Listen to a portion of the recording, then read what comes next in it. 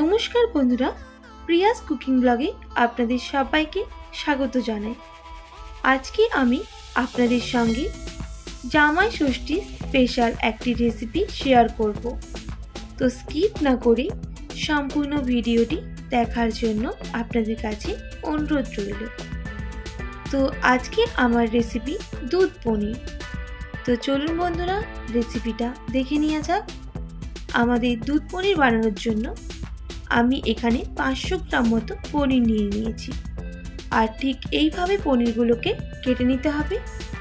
আপনারা আপনাদের পছন্দ মতো পনিরগুলোকে কেটে নেবেন। তো সব পনিরগুলোকে এইভাবে আমি কেটে নেব।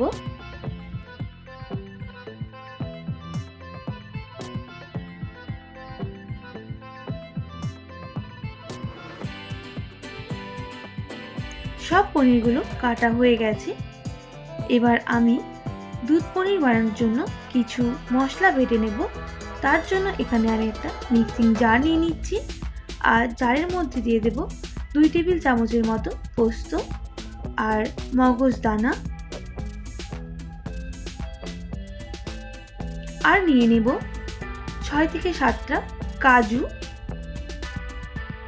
এবার একটু পেস্ট করে নেওয়ার পর আমি দিয়ে দেব কয়েক টুকরো আদা আর ঝালের জন্য কাঁচা লঙ্কা, আর দিয়ে দিচ্ছি 2টো কাশ্মীরি লঙ্কা। আমি এবার এটা একটা পেস্ট করে নেব।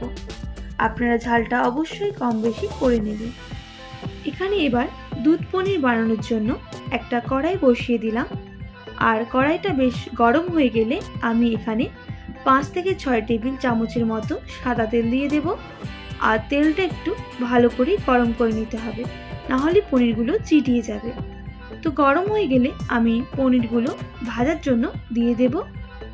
আর পনিরগুলো আমি ভালোভাবে ভাজবো না, একটু লাল হয়ে গেলেই তুলে নেব, নাহলে পনিরগুলো শক্ত হয়ে যাবে।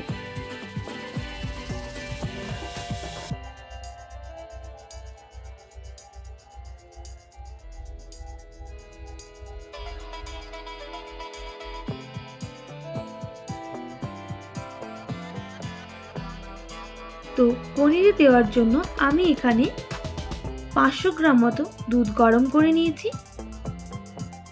আর দুধের মধ্যে আমি ভেজে রাখা পনিরগুলো দিয়ে দেব। বেশ কিছুক্ষণ পনিরগুলো দুধের মধ্যে ভিজিয়ে রাখতে হবে। এরপর বাকি পনিরগুলো ঠিক এইভাবেই ভেজে নিতে হবে।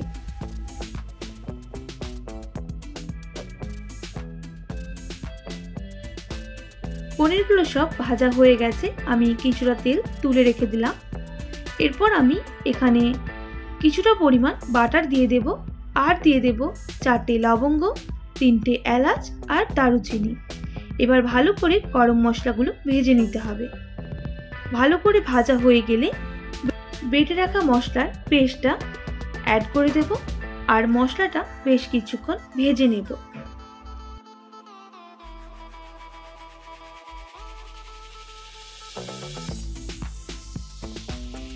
এখানে আমি মশলা ধোয়া জলটাও অ্যাড করে দেব। এবার 2 থেকে 3 মিনিট সময় নিয়ে মশলাটাকে কষিয়ে নিতে হবে, যতক্ষণ না মশলা থেকে তেল ছাড়ছে।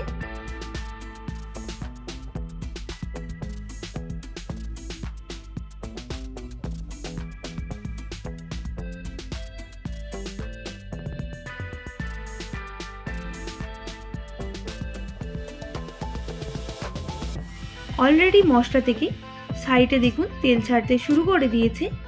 এই স্টেজে আমি সামান্য পরিমাণ জল অ্যাড করব।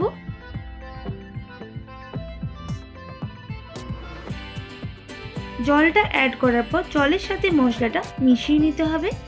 আরও 2 মিনিট সময় নিয়ে মশলাটাকে ভালো করে কষিয়ে নিতে হবে।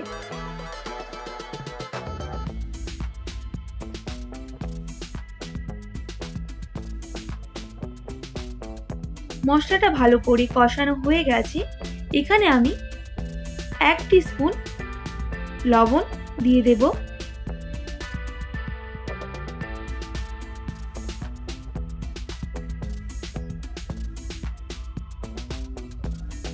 আর দিয়ে দেব স্বাদের জন্য চিনি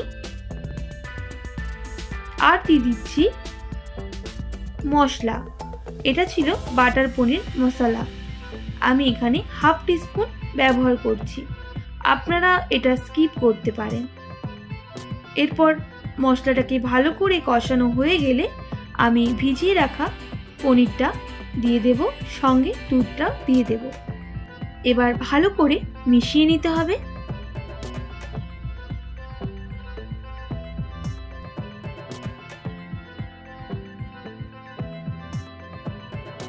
এবার আমি এখানে 1 মিনিটের জন্য ঢাকনা দিয়ে ঢেকে দেব।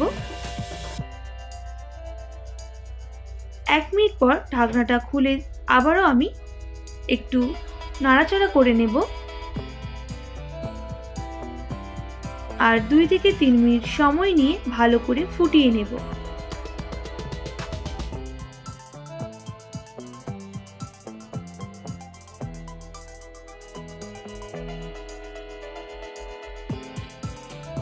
এখানে আমি শুকনো কাঠখোলায় ভেজে রাখা কস্তুরি মেথি এইভাবে দিয়ে দেব,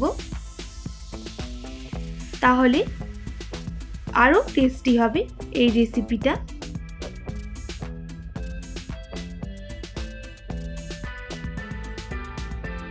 তো দেখুন বন্ধুরা, একদম রেডি হয়ে গেছে।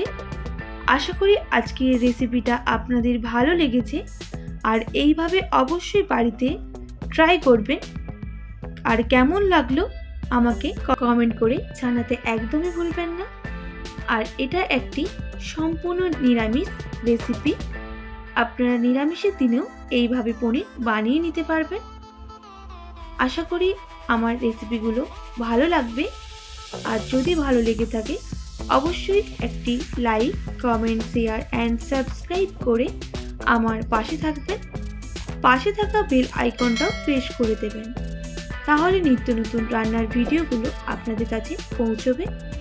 আর বন্ধুদের শেয়ার করতেও একদমই ভুলবেন না।